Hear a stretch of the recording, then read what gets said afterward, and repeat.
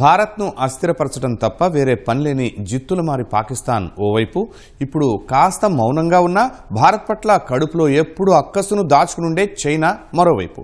ఇది రెండు సరిహద్దు దేశాలతో భారత్కు ఉన్న ముప్పు. అందుకే ఆయుధ సంపత్తిని భారత్ ఎప్పటికప్పుడు పెంచుకుంటూనే ఉంటుంది. స్వదేశీ తయారీతో పాటు ఎక్కువగా దిగుమతులు చేసుకుంటూ ఆయుధాగారం బలోపేతం చేసుకుంటూ ఉంటుంది. అందుకే ఆయుధ దిగుమతుల్లో భారత్ 2వ స్థానంలో నిలిచింది. సిప్రి నివేదిక ఇదే విషయం వెల్లడించింది. ఉక్రెయిన్ ఈ జాబితాలో తొలి స్థానంలో నిలిచింది. మరి ఆయుధాల కోసం భారత్ దిగుమతులపైనే ఎందుకు అధికంగా ఆధారపడుతోంది? ఆయుధాల తయారీలో స్వయం సమృద్ధి సాధించాలంటే ఏం చేయాలి?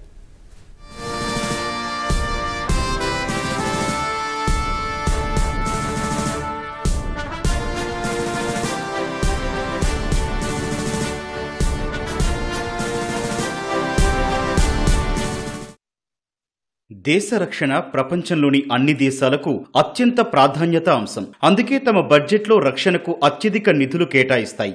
ఆయుధ సంపత్తిని బలోపేతం చేసుకునేందుకు అధిక మొత్తం వెచ్చిస్తాయి.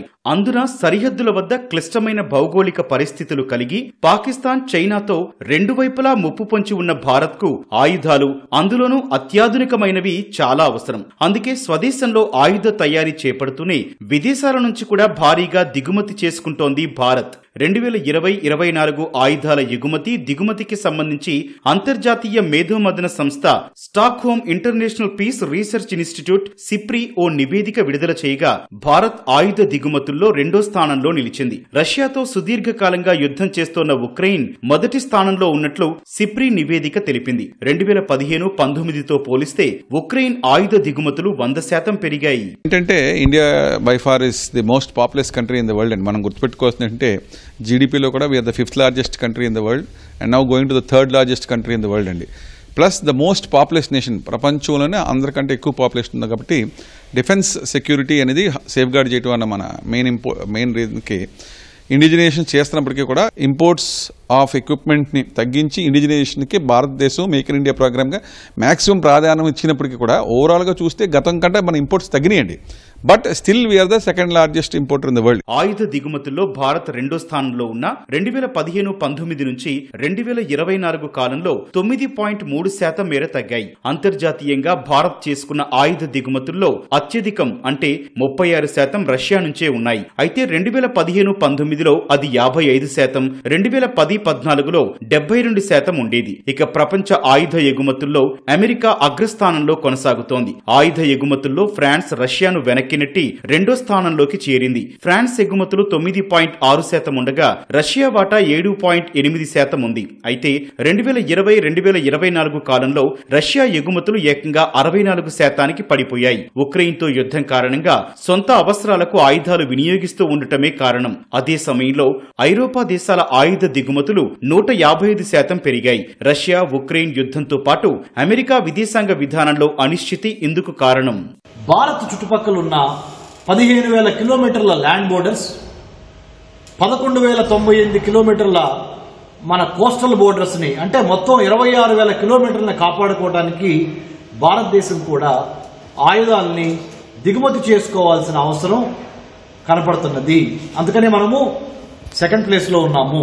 ఇది ఇలా ఉంచితే మరి ప్రపంచంలో ఎన్నో నీతులు చెప్పే అమెరికా, ఎంతో మందికి అన్ని దేశాలకి నీతులు చెప్పే అమెరికా నెంబర్ 1 ఆర్మ్స్ ఎక్స్పోర్టర్గా ఉండటం ఏంటి? అసలు ఒకవైపు ఆర్మ్స్ ఎక్స్పోర్ట్ నువ్వే చేస్తున్నావు, ఇంకోవైపు నువ్వే ప్రపంచ శాంతి కావాలంటున్నావు. అది ఎంతవరకు న్యాయం? భారత్ తన ఆయుధాగారాన్ని బలోపేతం చేసుకునేందుకు అత్యాధునిక ఆయుధాలను చేరుస్తోంది. ఇటీవల రష్యా నుంచి సుకోయ్ Su-30 MKI యుద్ధ విమానాలు, T-90 ట్యాంకులు, S-400 రక్షణ వ్యవస్థలను కొనుగోలు చేసింది. సముద్ర నిఘా కోసం అమెరికా నుంచి బోయింగ్ P-81 విమానాలు, లాక్హీడ్ మార్టిన్ C-130J రవాణా విమానాలను దిగుమతి చేసుకుంది. P-75 ప్రాజెక్టు కింద ఫ్రాన్స్ నుంచి రాఫెల్ యుద్ధ విమానాలు, స్కోర్పిన్ రకం జలాంతర్గాములను కొనుగోలు చేసింది. ఇజ్రాయిల్ నుంచి బరాక్ క్షిపణి వ్యవస్థలను, హెరాన్ మానవరహిత విమానాలు, స్పైడర్ గగనతల రక్షణ వ్యవస్థలను కొనుగోలు చేసింది. యూకే నుంచి hack advanced jet trainer air craft, jaguar యుద్ధ విమానాలు, వెస్ట్లాండ్ హెలికాప్టర్లను దిగుమతి చేసుకుంది. ప్రాజెక్టు 75 కింద జర్మనీ నుంచి HDW జలాంతర్గాములను కొనుగోలు చేస్తోంది. ప్రపంచ బ్యాంకు నివేదిక ప్రకారం ఒక్క 2023లోనే భారత్ $1.43 బిలియన్ విలువైన ఆయుధాలను దిగుమతి చేసుకుంది. ముఖ్యంగా భారతదేశం ఈ ఆర్మ్స్ని ఇంపోర్ట్ చేసుకోవాల్సిన పరిస్థితి ఒకసారి ఆలోచన చేస్తే ఆల్రెడీ మనకు ఇటు చైనాతో కానీ అలాగే పాకిస్తాన్తో కానీ ఈ బార్డర్ డిస్ప్యూట్స్ ఉన్న కారణంగా అలాగే మన దేశం యొక్క సెక్యూరిటీ ఆధారంగా కూడా ఈ ఆర్మ్ ఇంపోర్ట్స్ చాలా క్రూషియల్గా ఉన్నటువంటి పరిస్థితి.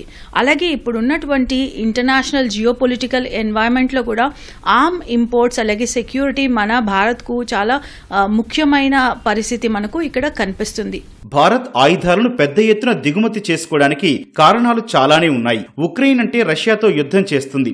అది చిన్న దేశం కాబట్టి దిగుమతుల్లో మొదటి స్థానంలో ఉంది. అయితే అదే సమయంలో 140 కోట్ల జనాభా కలిగిన భారత్ ఆ జాబితాలో 2వ స్థానంలో ఉంది. ఇలా ఎందుకు అని ఆరా తీస్తే ఆయుధాల విషయంలో అంతర్జాతీయ ప్రమాణాలను అందుకోవడానికి భారత్ ఇప్పటికీ ఇబ్బందులు పడుతోంది. అదే సమయంలో భారత్ కు పక్కన ఉన్న కయ్యాలమారి దేశాలు చైనా, పాకిస్తాన్ల మధ్య స్నేహం అంతకంతకు బలపడుతోంది. తాజాగా వెలువడిన సిప్రీ నివేదిక ప్రకారం పాకిస్తాన్ తాను దిగుమతి చేసుకున్న ఆయుధాల్లో 81% చైనావే. గత అనుభవాల దృష్ట్యా ఆ జిత్తులమారి దేశాలను ఎదుర్కొనేందుకు సిద్ధమయ్యేలా ఆయుధాల కొరతను భర్తీ చేసుకునేందుకు భారత్ అధిక ప్రాధాన్యతనిస్తోంది. ఇప్పుడున్న పరిస్థితుల్లో డిఫెన్స్ ఎక్స్పెండిచర్ ముందు కూడా ఎక్కువనే అయ్యే ఛాన్స్ ఉంది. ఎందుకంటే ఒక థ్రెట్ పర్సెప్షన్ లో దాంతో డిఫెన్స్ ఎక్స్పెండిచర్ డిక్టేట్ అవుతుంది. ఆత్మనిర్భర్ భారత్ కింద ఏదైతే మిసైల్ ప్రొడక్షన్ అయిందో, ఈ లో ఫ్లయింగ్ ఎయిర్ క్రాఫ్ట్స్ అయినాయో, డ్రోన్స్ అయినాయో, ఇవన్నిటితోటి ముందుకు మనకు తెలుస్తుంది. ఎందుకంటే దీని impact, defence spending impact short term లో తెలియదు, లాంగ్ టర్మ్ లోనే తెలుస్తుంది. కాబట్టి ఇవన్నీ కొన్ని లాంగ్ టర్మ్ కాంట్రాక్ట్స్ వల్ల అనిపిస్తుంది. విదేశాల నుంచి పెద్ద ఎత్తున ఆయుధాలను దిగుమతి చేసుకుంటున్న భారత్ ఇంకా కొరత ఎదుర్కొంటోంది. యుద్ధ విమానాలు, జలాంతర్గాములు, హెలికాప్టర్లు వంటివి ఇందులో ఉన్నాయి. భారత వైమానిక దళంలో ప్రస్తుతం 31 ఫైటర్ స్క్వాడ్రన్లు ఉన్నాయి. ఒక్కో స్క్వాడ్రన్ లో 18 యుద్ధ విమానాలు ఉంటాయి. భారత్ వద్ద 700 వరకు యుద్ధ విమానాలున్నాయి. అదే సమయంలో చైనా వద్ద 2000 వరకు ఉంటే పాకిస్తాన్ వద్ద 450 వరకు ఉన్నాయి. అయితే చైనా, పాకిస్తాన్ నుంచి ఒకేసారి సవాల్ ఎదురైతే భారత్ కు 44 ఫైటర్ స్క్వాడ్రన్లు అవసరమవుతాయి. మన వాయుసేన 2032 వరకు 42 స్క్వాడ్రన్ల వరకు ఎదుగుతుందని కేంద్రం భావిస్తున్నా కొంత ఆలస్యం కావచ్చని నిపుణులు అంటున్నారు. పాకిస్తాన్ నేరుగా లేదా ఆ దేశంతో పాటు చైనాను ఒకేసారి ఎదుర్కొనేలా సిద్ధం కావాలన్నది భారత్ ప్రణాళిక. అందుకే ఏటా ఆయుధాలు, అందులోనూ అత్యాధునికమైనవి పెద్ద ఎత్తున దిగుమతి చేసుకుంటోంది. అంతర్జాతీయ పరిణామాలు కూడా భారత్ ఆయుధాలను దిగుమతులు చేసుకునేందుకు కారణమవుతున్నాయి. 1998లో భారత్ తనను తాను అణ్వాయుధ దేశంగా ప్రకటించుకుంది. అప్పటి నుంచి భారత ప్రభుత్వాలు, రక్షణ దళాలు దేశ భద్రత విషయంలో ప్రబల శక్తిగా మారాలని నిర్ణయించుకుంది. ఒకవైపు మన ఎయిర్ ఫోర్స్ స్ట్రెంగ్త్ తగ్గిపోతున్నప్పుడు ఎదుటి ఎయిర్ ఫోర్స్ని మనం కౌంటర్ చేయడానికంటే మన ఎయిర్ డిఫెన్స్ క్యాపబిలిటీ కూడా పెంచుకోవాలి. కాబట్టి air defence missile systems, ammunition. So ఈ ప్రకారంగా మన భారతదేశము మన డిఫెన్స్ క్యాపబిలిటీని పెంచుకోవటానికి మన ఆర్మీ, నేవీ, ఎయిర్ ఫోర్స్ ఈ 3 దళాల క్యాపబిలిటీని పెంచుకోవటానికి, వాళ్ళకి అధునాతనమైనటువంటి టెక్నాలజీ ఇవ్వటానికి దీని గురించి చాలా ప్రోత్సాహం జరుగుతుంది. కాబట్టి డిఫెన్స్ బడ్జెట్ పెంచడం జరిగింది. ఆ ప్రకారంగా మన ఇంపోర్ట్స్ కూడా ఆటోమేటిక్గా పెరుగుతూ ఉంటాం. చైనా, పాకిస్తాన్లను దృష్టిలో ఉంచుకుని గతేడాది సెప్టెంబర్లో కేంద్రం భారీ ఆయుధ కొనుగోలుకు ఆమోదం తెలిపింది. 1.45 లక్షల కోట్ల రూపాయల విలువైన ఆయుధాల సమీకరణకు ఆమోదం తెలిపింది. 10 రకాల సాధన సంపత్తి సమీకరణకు ఉద్దేశించిన ప్రతిపాదనలకు యాక్సెప్టెన్స్ ఆఫ్ నెసెసిటీ మంజూరు చేసింది. ఇందులో 99% దేశీయ సంస్థల నుంచే సేకరించనున్నట్లు రక్షణ శాఖ తెలిపింది. భారత సైన్యంలోని యుద్ధ ట్యాంకుల ఆధునికీకరణ కోసం భవిష్యత్ తరం పోరాట శకటాల సమీకరణకు ఆమోదం లభించింది. 2025లో 1.75 లక్షల కోట్ల రూపాయలు, 2029 నాటికి 3 లక్షల కోట్ల రూపాయల విలువైన రక్షణ ఉత్పత్తులను కొనుగోలు చేయాలని భారత లక్ష్యం.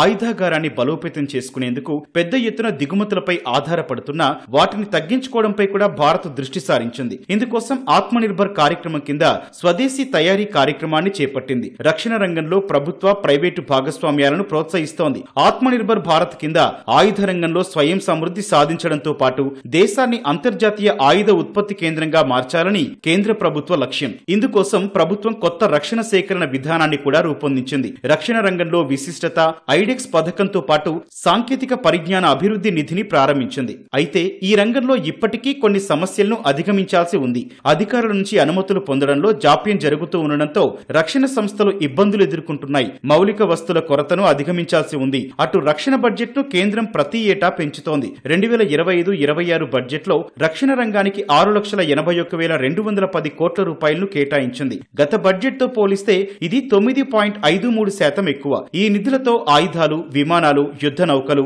ఇతర సైనిక హార్డ్వేర్ ను కొనుగోలు చేస్తారు. దేశీయ తయారీ, పరిశోధన, ఆధునికీకరణను మరింత చేపడతారు. అందువల్ల ఇదే ఊపు కొనసాగితే ఆయుధ దిగుమతులు తగ్గే అవకాశం ఉంది. దేశీయ తయారీకి ప్రోత్సాహం లభించి ఉపాధి అవకాశాలు కూడా మెరుగుపడతాయి. దేశ ఆయుధాగారం మరింత బలోపేతం అవుతుంది.